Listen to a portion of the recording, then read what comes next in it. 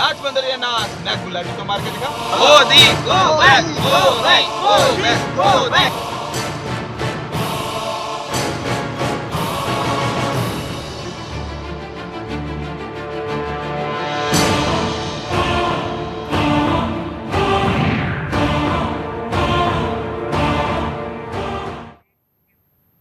नमस्कार, मैं हूं सुरेश चौहान के और आप देख रहे हैं बिंदास बोल। बिंदास में हम आपके सामने आज एक ऐसा मुद्दा लेकर आए हैं जो शायद ही किसी भारत जैसे देश के नसीब में हो। जी हां, देश का प्रधानमंत्री किसी भी देश का जब विदेश में होता है तो पूरा देश उसको प्रतिनिधि के तौर पर पूरा समर्थन करता है, लेकिन तुच्छ राजनीति कितनी गिर सकती है इसका सबसे बड़ा उदाहरण मोदी की विदेश यात्रा में जो अब तक 4 चांद लगे थे उसको अब काली मां लगाने का काम इस लंदन की यात्रा में हो रहा है। जी हां, मोदी लंदन में है और लंदन के इस यात्रा में मोदी समर्थकों से ज्यादा मोदी के विरोधक एकजुट हुए हैं। जैसे कि बिहार की राजनीति लंदन की सड़कों पर उतरी है। बात देश की है, लेकिन यह बात राजनीति की है, स्वार्थ की है, अपने पार्टी की है। ऐसे ऐसे लेखकों को जिनको अपने कार्यकाल में कांग्रेस ने पुरस्कार दिए थे, पद्मश्री दिए थे, वो अब कांग्रेस के लिए और मोदी के खिलाफ वहां पर अखबारों में लेख लिख रहे हैं। मोदी ने बड़े हिम्मत के साथ जिन एनजीओ के ऊपर हिंदुस्तान में बैन लगाए थे उनके कारपोरेट आका वहां पर मदारी बनकर अब उनके द्वारा विरोध करवा रहे हैं। जब हमने देखा कि देश का प्रधानमंत्री घिरा हुआ है तो ऐसे में एक राष्ट्रवादी चैनल के तौर पर उसके समर्थन में आगे आना चाहिए। और ये मोदी का समर्थन नहीं, देश का समर्थन है। और मोदी का विरोध करने वाले मोदी का नहीं, हिंदुस्तान का विरोध करे, क्योंकि पाकिस्तान चाह रहा है कि अंतर्राष्ट्रीय मंचों पर हिंदुस्तान का विरोध हो। जो इस वक्त मोदी के खिलाफ खड़ा है वो पाकिस्तान के भी साथ खड़ा है, ये भी उसको समझना होगा। और इसलिए आज के बिंदास बोल में आपको प्रधानमंत्री के साथ खड़ा होना है, मोदी के साथ नहीं। आइए विस्तार से पहले मुद्दे को देखते, उसके बाद चर्चा शुरू करते हैं।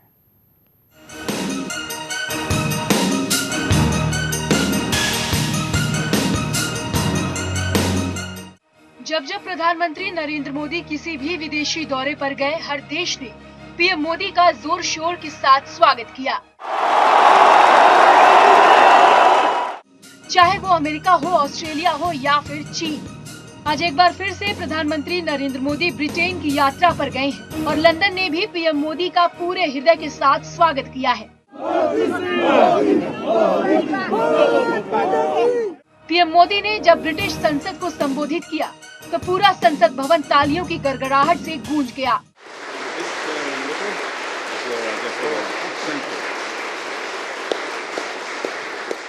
और संबोधन के खत्म होते ही सभी ने खड़े होकर पीएम का आभार भी व्यक्त किया। Thank you very much, thanks a lot. आज जब पूरे 9 साल बाद पीएम मोदी लंदन में हैं, तो उन्हें सुनने के लिए, उन्हें देखने के लिए लंदन में रह रहे प्रवासी भारतीयों का उत्साह किसी से छिपा नहीं है। पीएम मोदी को सुनने के लिए वेम्बले स्टेडियम की सारी टिकटें पहले ही बुक हो चुकी हैं। जहां एक तरफ मोदी मोदी के नारे लग रहे हैं, तो लंदन में एक तबका ऐसा भी है जो मोदी का विरोध कर रहा है।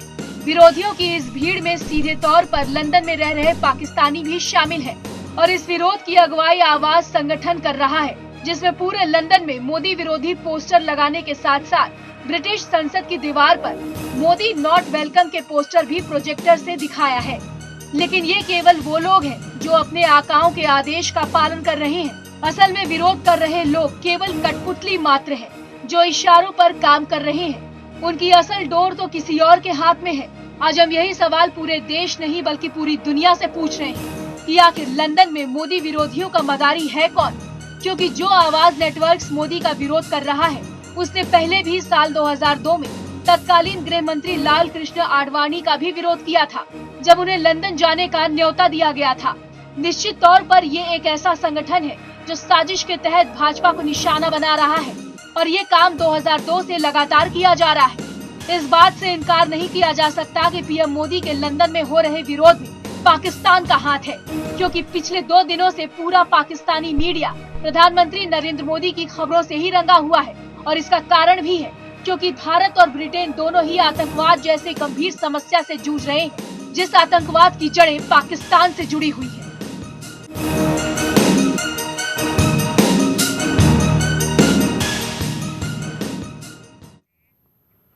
इस विषय को तमाम टीवी चैनलों पर जो आपको कवरेज मिल रहा है उसमें भी कुछ चीज़ें ऐसी है कि कुछ चैनल कांग्रेस के पार्टी लाइन पर रिपोर्टिंग कर रहे हैं। वहाँ पर हो रहे संवाददाता सम्मेलन में वहाँ के पत्रकारों के कंधों पर बंदूक रखकर मोदी पर गोलियां बरसा रहे हैं।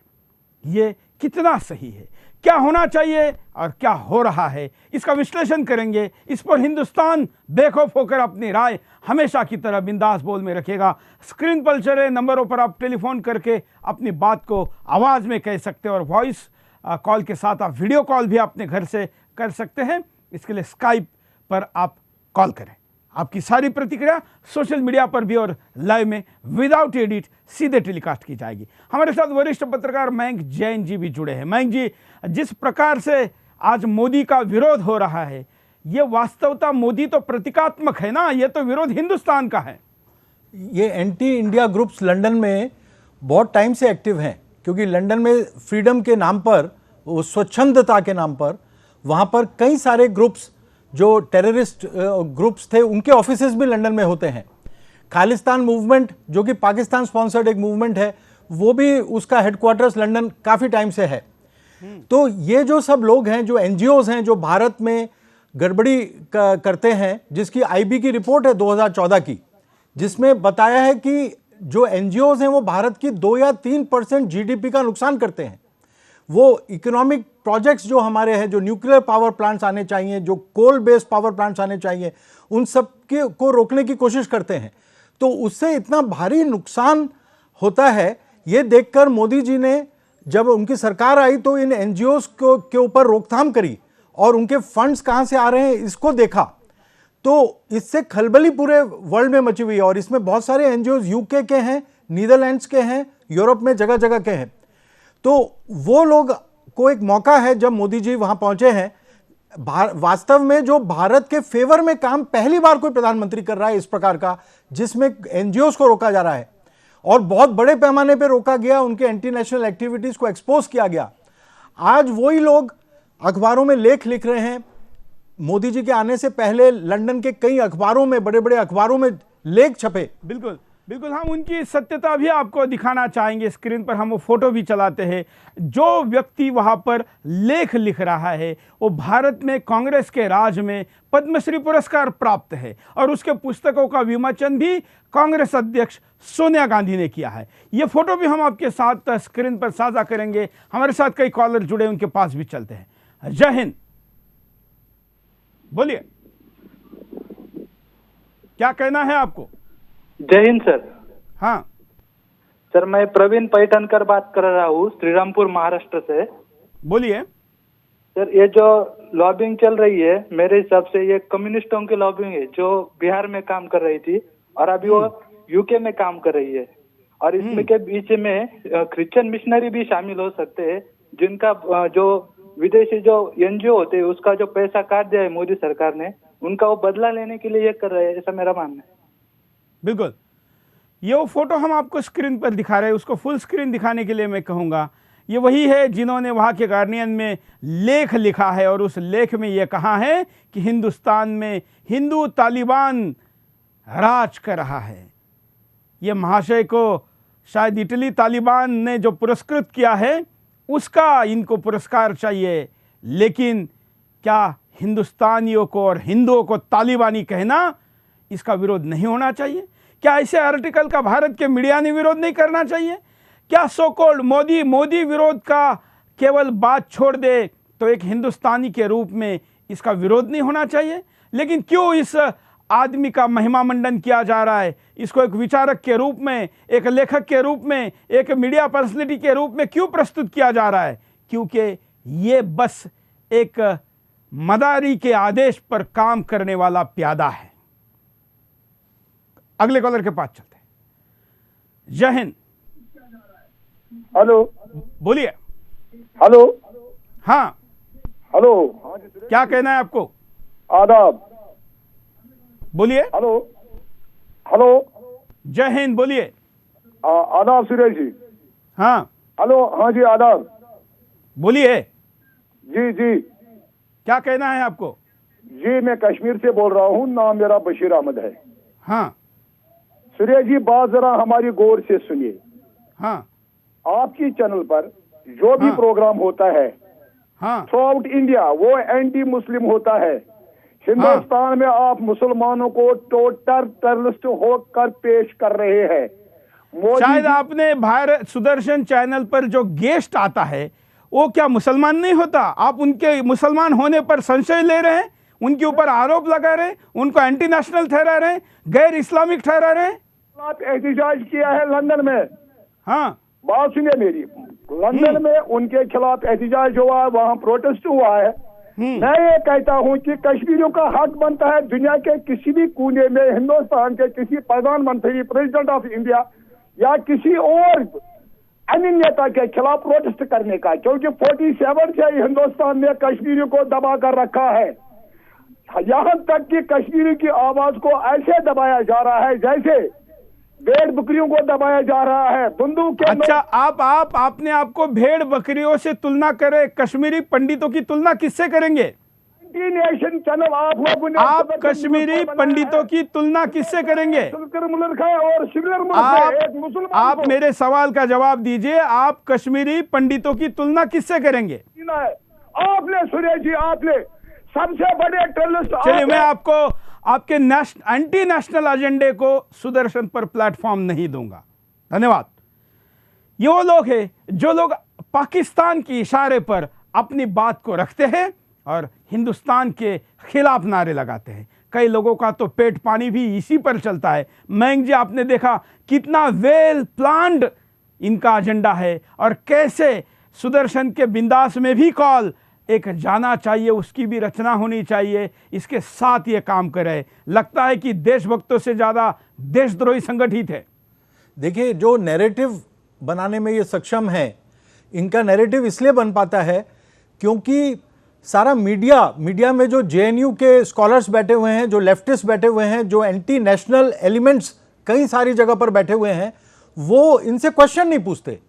जब ये कोई बात बोलते हैं कि कश्मीर में ह्यूमन राइट्स का वायलेशन हो गया कश्मीरी मुस्लिम्स के साथ में, तो उनसे कोई काउंटर क्वेश्चन, जैसा आपने पूछा अभी कश्मीरी पंडित्स को लेकर, वो काउंटर क्वेश्चन नहीं पूछा जाता है। इस वजह से उनको हिम्मत है ये सब बोलने की। जिस दिन आपके जैसे 2-4 चैनल्स और हो जाएंगे और पत्रकारों को बोला जाएगा कि आप सवाल पूछिए, काउंटर क्वेश्चन पूछिए।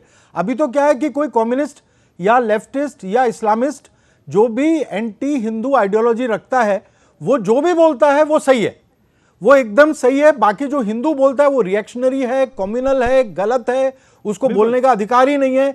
इसीलिए मोदी का अपोज भी होता है, अपोजिशन होता है। अभी हमको कह रहे हैं कि आप एंटी मुस्लिम हैं।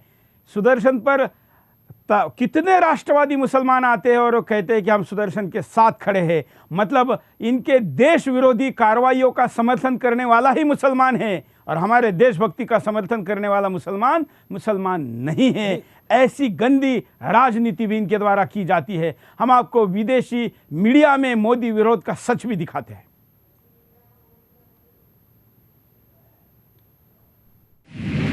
विदेशी मीडिया का सच। आवाज मीडिया हाउस या आवाज नेटवर्क के तार पाकिस्तान के कराची से जुड़े हैं।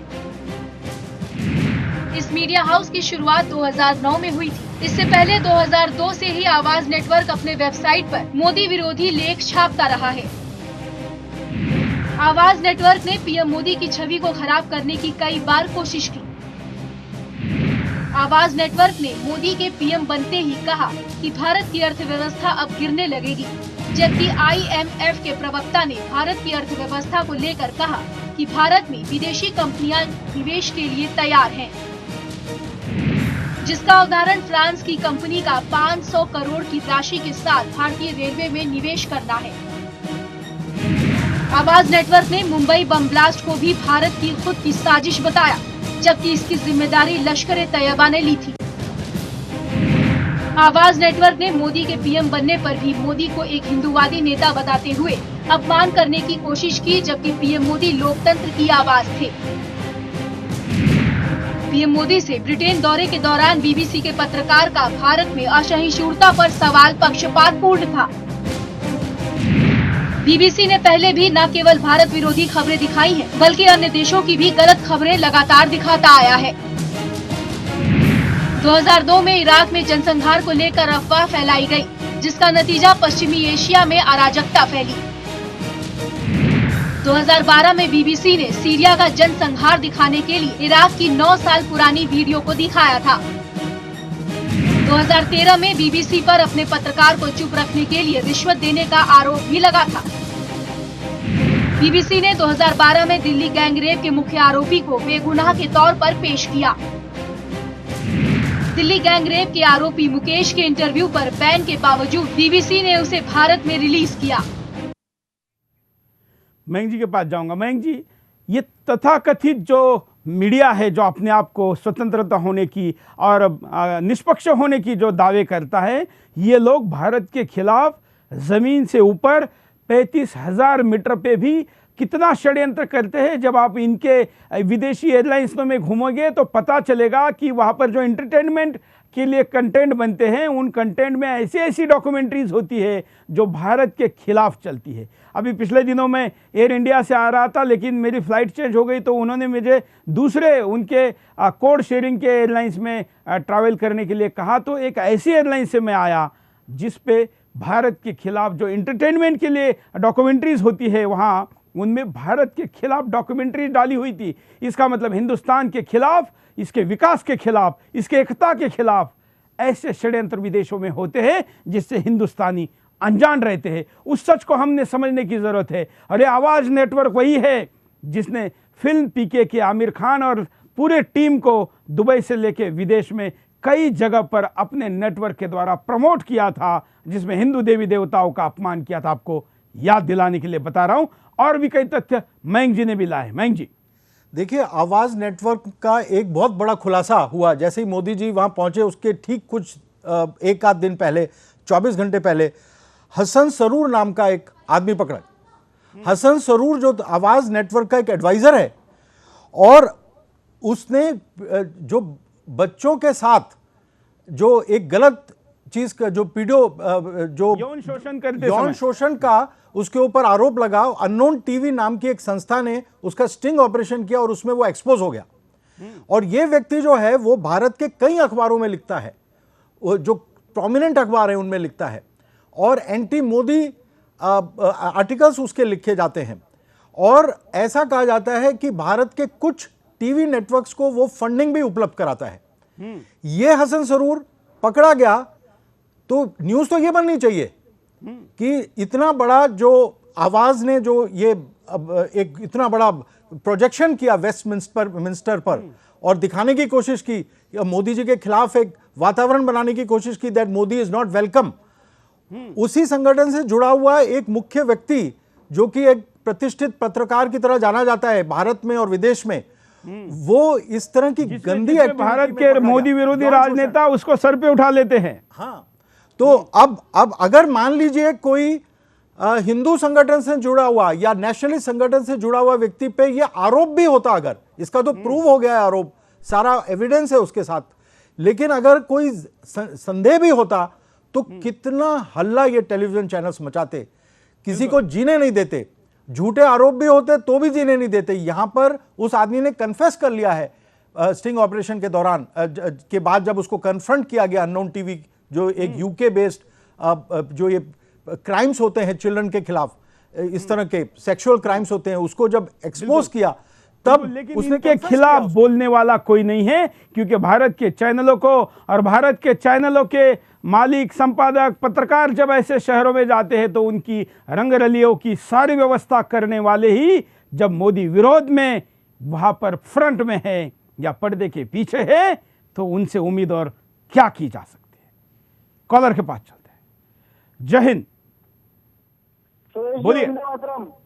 हाँ सुरेश जी, मेरा मानना है कि देश की चुनी हुई सरकार को अस्थिर करने की अंतर्राष्ट्रीय साजिश चल रही है, और इस अंतर्राष्ट्रीय साजिश में न केवल देश की पूर्व चुनी हुई सरकारें जिसमें कांग्रेस पार्टी शामिल है, बल्कि सुप्रीम कोर्ट के कुछ जज जो जैसे जस्टिस काटजू, जिनके दादा कैलाश नाथ काटजू भारत के गृह मंत्री रह चुके हैं, उनके पोते श्री काटजू भी शामिल है और उन्होंने अपने फेसबुक और ट्विटर हैंडल पे भी लिखा है कि ये सरकार 5 साल नहीं चलेगी, अगले 1 साल के अंदर ये मोदी सरकार जो है ये गिर जाएगी। तो ये हालांकि मैं आपको बताऊं कि ये जो वीडियो आप, धन्यवाद कॉलर का, जो वीडियो आप देख रहे हैं, या अभी तो कार्यक्रम में काफ़ी टाइम है मोदी के वहाँ आने में और भाषण देने में, लेकिन अभी से वहाँ पर इतनी बड़ी संख्या में मोदी समर्थक भी पहुँच गए। मयंक जी, मोदी का जितना ज़्यादा विरोध होता है उतना मोदी को उसका फायदा होता है, ये भी इतिहास है। हाँ, ये बिल्कुल ठीक है। ये इतिहास जब वो गुजरात में थे तब हमने बार बार देखा कि जितना भी मोदी जी का विरोध होता था उतना ही उनको फायदा होता था। लेकिन अब एक नई परिस्थिति ऐसी निर्माण हो गई है, लोग ये सोचते हैं कि मोदी तो प्रधानमंत्री हैं, बहुत पावरफुल हैं, तो जब उनका विरोध होता है तो लोग ये एक्सपेक्ट करते हैं कि जैसे कि वो सारा खुद उसको जो अपोजिशन उनका हो रहा है उसको समाप्त कर सकते हैं। तो इसलिए उस मात्रा में जो है सपोर्ट नहीं मिलता है, क्योंकि अब उनको लगता है लोगों को कि अब ये पावरफुल हो चुके हैं। हाँ, मतलब देश की सर्वोच्च सीट पर है। लेकिन ये बताना जरूरी है लोगों को कि जो सत्ता की बहुत सारी डायमेंशंस होती हैं। एक डायमेंशन है जो ये नेहरूवियन डायमेंशन है, जिसमें सारी इंस्टीट्यूशंस में जो लोग बैठे हुए हैं, जो मीडिया हाउसेस हैं, जो एकेडेमिया है, उसमें स्ट्रैंगल होल्ड है अभी भी कम्युनिस्टों का, लेफ्टिस्टों का, एंटी हिंदू फोर्सेस का। और ये मोदी जी के ऊपर जो विरोध करते हैं तो वो सुपर पावर होने के बाद भी, उनके पास एक पावरफुल प्राइम मिनिस्टर होने के बावजूद भी उनके लिए पॉसिबल नहीं है। और फिर कई लालची लोग भी हैं जिन बीजेपी के अंदर जो पहले हुआ करते थे, जैसे कि एक वरिष्ठ पत्रकार हैं जिनको मिनिस्ट्रियल बर्थ नहीं मिली तो जाके वो हर जगह रोना गाना करते हैं और इन्हीं लोगों से जाके मिल गए हैं। उनकी जो वो हम सोचते थे कि वो बहुत बड़े हिंदूवादी हैं, लेकिन बाद में पता चला कि वो तो एंटी हिंदू बात भी करने को तैयार हैं अगर मोदी जी का अपोजिशन हो सके। तो इसलिए जो उनके अपने हैं वो भी विरोध कर रहे हैं, क्योंकि उनको सत्ता के टुकड़े नहीं मिले, उनको चाटने के लिए प्लेट नहीं मिली, या फिर कोई पद नहीं मिला। और जो दूसरे लोग हैं नेहरूवियन एस्टेब्लिशमेंट के, वो तो विरोध करते ही हैं। तो इसलिए एक पावरफुल प्राइम मिनिस्टर होने के बावजूद भी बहुत ये मोदी विरोध के साथ हमेशा मोदी समर्थक उनके साथ खड़े रहे। इस बार मीडिया ने इतना ज्यादा भ्रमित किया है कि समर्थकों के मन में भी कुछ कुछ जगह ऐसा दिख रहा है कि संशय आने लगा है, या वो विचलित है या वो भ्रमित है। ये भ्रमित होने में, करने में मीडिया कामयाब होते दिख रहा है। ऐसे में मोदी के सच को और मोदी विरोध के सच को भी लोगों के सामने लाना चाहिए। कॉलर, जय हिंद, बोलिए। हाँ, नमस्कार भैया, रायपुर से यतिन कुमार मिश्रा बोल रहा हूँ। हाँ, मेरा ये प्रश्न है कि अगर कपूर साहब ने जो लंदन में बोला कि भारत में हिंदू तालिबान है, अगर भारत में हिंदू तालिबान होते तो शायद मुसलमानों की संख्या भारत में इतनी ही बढ़ती, जबकि बांग्लादेश पाकिस्तान में हिंदू की संख्या कम हुई है। तो तालिबान कौन है? धन्यवाद। अगले कॉलर के पास चलते हैं। जय हिंद। जय हिंद, बोलिए। हाँ, प्रतापगढ़ से बोल रहा हूँ, अखिलेश शर्मा सर। हाँ, यूपी से। अरे ये सर, कांग्रेस की जब से देश आजाद हुआ है कांग्रेस को ही मौका मिला है। ये कांग्रेस की सब चाल है मोदी जी की छवि को बिगाड़ने के लिए, लेकिन जितना ये छवि बिगाड़ने की कोशिश करेंगे, आंखें हैं पूरी दुनिया देख रही, उतना मोदी और सरकार आगे बढ़ती जाएगी अच्छे काम करेंगे। तो ये कांग्रेस की अपनी सोची समझी चाल है, राजनीति है शुरुआत से ही। चलिए, धन्यवाद। कभी आगे कांग्रेस को या किसी भी दल को राजनीति करने का पूरा अधिकार है, यह भारतीय लोकतंत्र देता है, उसको विरोध हम भी नहीं करेंगे। लेकिन क्या आप अपनी दुकान चलाने के लिए हिंदुस्तान के मान मर्यादाओं के साथ खिलवाड़ करेंगे? इसको तो कभी सहन नहीं किया जा सकता और इसका पूरा विरोध होना चाहिए। यहां पर रुकते एक छोटे से ब्रेक के लिए, ब्रेक के बाद फिर आएंगे बिंदास बोलचाल। नाच बंदरिया नाच, नैक गुलाटी तो मार के दिखा। Modi go back, Modi go back, Modi. नाच बंदरिया नाच, साहब की बात मान। Modi go back, Modi go back, Modi.